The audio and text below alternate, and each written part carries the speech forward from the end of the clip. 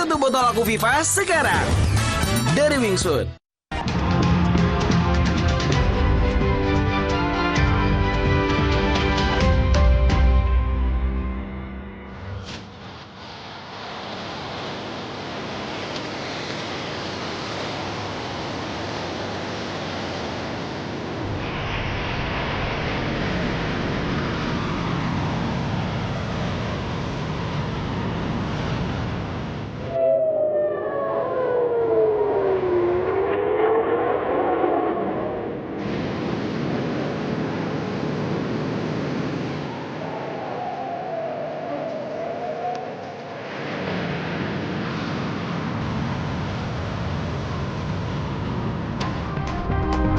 Pasukan Garda Revolusi Iran merilis video penembakan rudal ke Israel. Garda Revolusi menyebut serangan itu merupakan bagian dari serangan gelombang ke-11 yang menyasar Israel.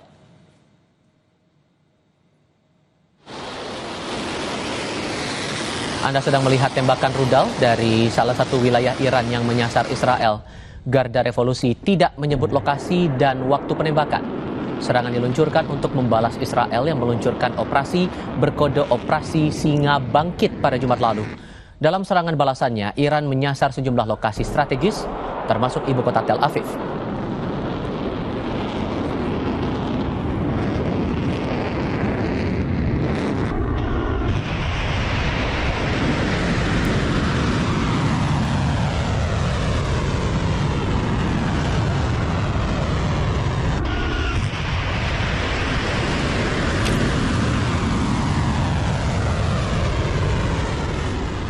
Di lain pihak, Israel masih melancarkan rentetan serangan terbaru terhadap Iran pada hari ke-6. Dalam serangan ini, militer Israel menargetkan fasilitas pembuatan senjata Iran di Teheran.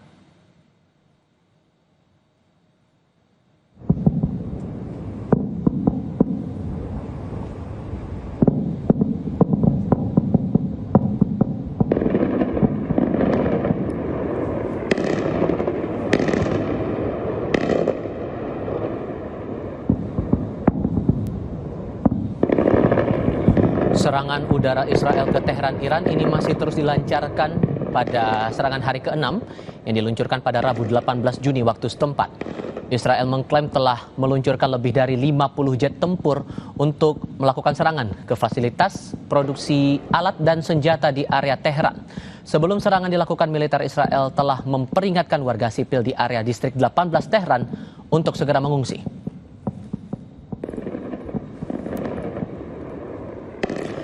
Presiden Amerika Serikat Donald Trump memperingatkan penduduk Iran segera meninggalkan kota Teheran demi keselamatan.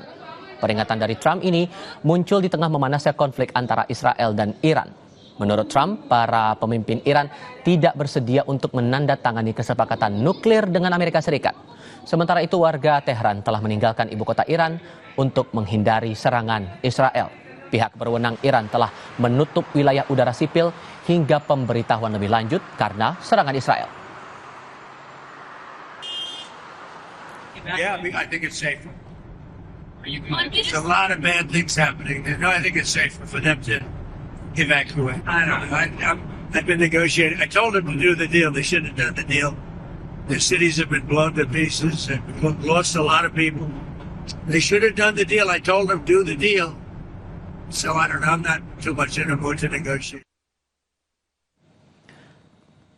Duta Besar Iran untuk Indonesia Muhammad Burujerdi menyikapi konflik negaranya dengan Israel. Dubes menegaskan Iran akan terus membalas serangan dari Israel sebagai bentuk bela diri dan pelajaran bagi Israel. Iran menyebut tidak akan melibatkan negara lain sebagai mediator. Iran akan menghentikan serangan Israel jika Israel turut menghentikan serangannya.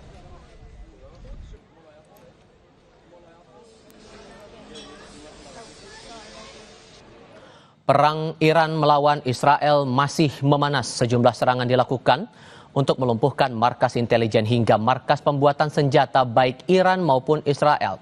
Di lain pihak, Presiden Amerika Serikat Donald Trump bahkan mengimbau agar warga negara Iran meninggalkan kota Teheran demi keselamatan.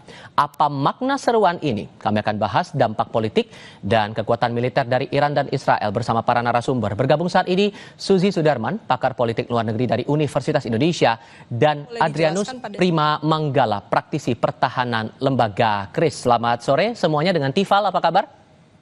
Selamat sore, Tifa. Selamat sore. Terima kasih semua sudah bergabung bersama kami. Bu Susi, saya mulai dari Anda dulu. Karena belum lama ini Presiden Trump sudah menyatakan mempertimbangkan untuk bergabung dengan Israel, menyerang lokasi nuklir Iran, bahkan sudah keluar pernyataan kepada warga Iran untuk segera meninggalkan area yang terdampak dari konflik ini. Sejauh mana Anda membaca itu di tengah konflik yang masih memanas sekarang? Oke. Untuk menentukan kenapa Trump berpandangan demikian, kita harus melihat dalam negeri Amerika sedang bagaimana. Ya, dalam negeri Amerika sedang marah terhadap tindakan-tindakan Donald Trump yang menggabungkan tentara, marinir, dan guardnya itu ke California dan ke negara bagian lainnya. Lalu mereka juga marah soal parade militer Donald Trump. Jadi dalam hal ini, kalau kita melihat Donald Trump kenapa bertindak tertentu, dia ingin menghimpun warganya untuk mencintai dia dengan berperang, yaitu yang disebut rallying around the flag. Mereka biasa kalau ada peperangan, rakyat Amerika bersatu di bawah bendera. Tapi mungkin ada juga penasehat-penasehat dan senator-senator yang tidak setuju dengan tindakan Donald Trump. Sekarang seberapa jauh warga Kongres itu bisa menyetop Donald Trump, karena House of Representatives itu merah, ya. Yeah. Jadi apakah akan terlaksana itu tergantung, karena sekarang pendukung Donald Trump yaitu MAGA itu terbelah dua, satu pihak yang tidak suka perang, satu pihak yang dihimbau oleh orang-orang kanan untuk segera berperang dan menghabisi Iran. Jadi sekarang kita harus melihat bukan hanya kenapa Donald Trump melakukan ini atau itu adalah kepentingan pribadinya dia untuk self-preservation, untuk menjaga dirinya agar tetap populer di kalangan warga negara Amerika yang sudah sangat marah. Kalau Anda melihat demo-demo yang banyak sekali di semua negara bagian Amerika Serikat, tentunya akhlak Donald Trump itu tidak bisa diterima dalam logika desensi Amerika, ya. Jadi orang Amerika itu juga ada logikanya sendiri. Jadi kalau misalnya masih terus dihantam oleh ajakan-ajakan yang luar biasa jahatnya, keji sekali, ya, terhadap warganya sendiri keji, terhadap warga imigran keji, lalu bagaimana? Kan akhirnya memang harus ada tindakan yang luar biasa untuk Presiden Amerika. Seperti ada film dulu Tail Wags the Dog, ya. Jadi kalau dia punya permasalahan, dia akan meluncur ke luar negeri melakukan peperangan. Sehingga menurut Anda, sorry saya potong Ibu, sehingga sederhananya kalau kemudian terbukti bahwa Amerika Serikat ikut campur dalam konflik ini, apakah akan makin panas atau ada arah lain di sini?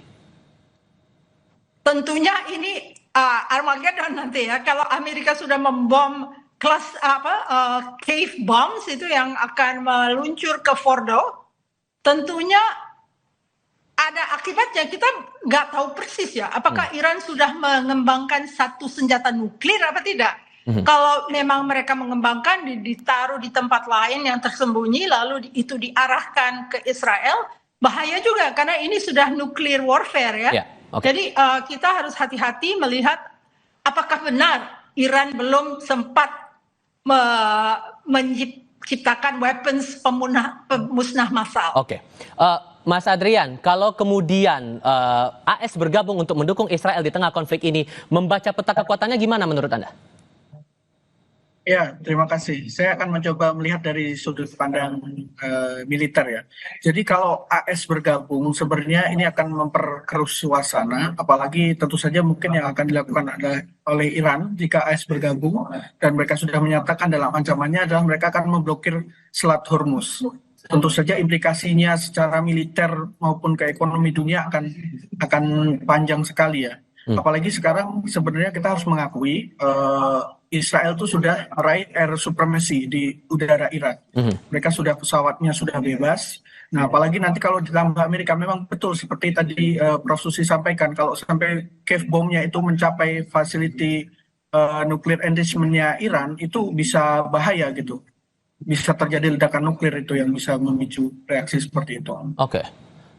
So kalau membaca arahnya ini sekarang, maka bakal berujung kemana kira-kira menurut Anda dengan membaca peta kekuatan yang ada sekarang? Kalau yang saya lihat sekarang ya, selama Amerika tidak ditarik ke dalam pusaran konflik ini, maka kita akan melihat kita bisa sebut ini perang atrisi, di mana Iran sekarang itu kan sudah sedikit mengurangi serangannya ke Israel, dan mereka sepertinya hanya menggunakan rudal-rudal yang generasi awal. Jadi mereka sepertinya ingin menghabiskan stok rudal penangkisnya Israel, yang tentu saja mereka masih cukup bergantung supply dari luar juga, seperti sistem Patriot maupun sistem terminal high altitude dari US itu. Karena seperti kita ketahui, US itu juga memiliki beberapa situs rudal penangkal udara di Israel gitu. Oke, ditambah lagi Israel kan mengklaim menyerang markas pembuatan senjata Iran, dan Iran klaim juga menyerang markas intelijen Israel. Yang Anda baca dari target sasaran dari kedua negara ini mau dibawa kemana sih sebetulnya?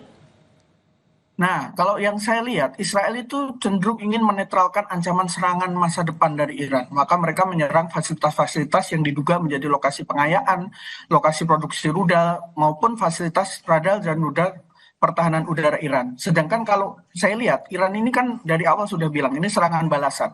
Jadi mereka langsung mencoba mengincar jantungnya Mossad, yang dianggap selama ini tidak tersentuh.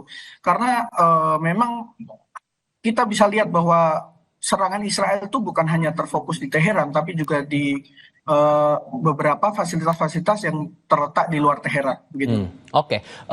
Prof. Susi, dengan membaca AS yang mencoba untuk terlibat dalam konflik ini, apakah ada kemungkinan juga bahwa Rusia dan Tiongkok akan ikut terlibat juga di sini? Mengingat kalau kita baca Tiongkok juga punya sumber daya minyak di Iran. Apakah kemungkinan itu bakal terjadi menurut Anda?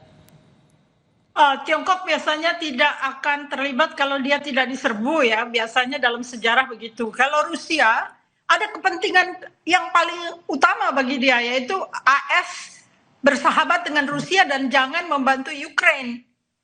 Sehingga akhirnya Iran sendirian gitu loh. Belum tentu partner-partnernya Rusia dan Cina punya kepentingan yang sama dengan Iran. Padahal Iran itu kalau dilihat dari sejarahnya, dia melakukan defensive strategy, bukan ofensif ya. Jadi defensif pada akhirnya setelah axis of resistance yang dibuat dengan Hamas, dengan Hizbullah dan sebagainya, akhirnya itu sudah takluk ya, dibom di mana-mana, di Lebanon dan di Palestina juga.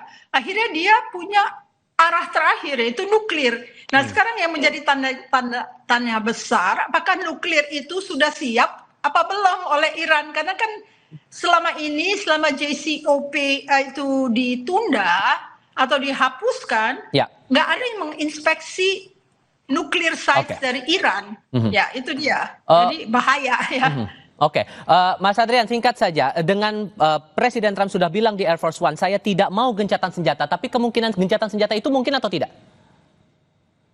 Kalau menurut saya sangat mungkin ya, karena sebenarnya meskipun disampaikan tadi oleh Prof. Susi, ini kan kayak rally for the flag gitu ya. Jadi cuman Trump ini kan orangnya transaksional, jadi siapa yang bisa memenuhi keinginan dia, ego dia, karena dia kan sebenarnya juga pengen tampil sebagai penyelamat gitu.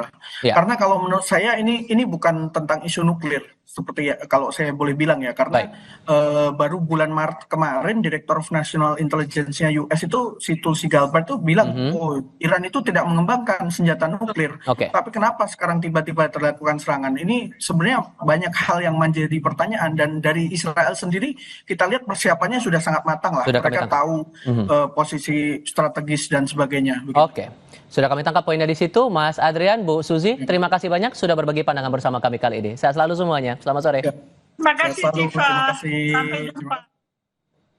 Saya dan Cynthia akan kembali untuk Anda sebentar lagi. Kontak tembak terjadi antara aparat keamanan dengan kelompok kriminal bersenjata di Bandara Aming Garu Distrik Ilaga, Puncak, Papua Tengah.